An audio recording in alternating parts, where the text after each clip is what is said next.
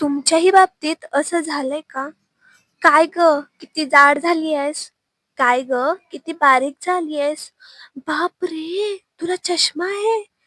अगं अगं, तुझा रंग किती सावळा आहे. थोडं बेसन पीठ लावतेस का? अशी बरीच वाक्य किंवा ह्याच्यापेक्षाही खूप वाईट वाक्य सगळे तू पण ऐकलीस ना ग? तर कायम एक गोष्ट लक्षात ठेव, तू शोभेची भावली नाहीयेस किंवा कोणत्याही सौंदर्याचं तू प्रदर्शन नाहीस बरं. तू खूप सुंदर आहेस तुझ्या गुणांनी, तुझ्या स्वभावाने. तुला या बाहेरच्या सो कॉल्ड जगाच्या कॉम्प्लिमेंटची काहीही गरज नाही.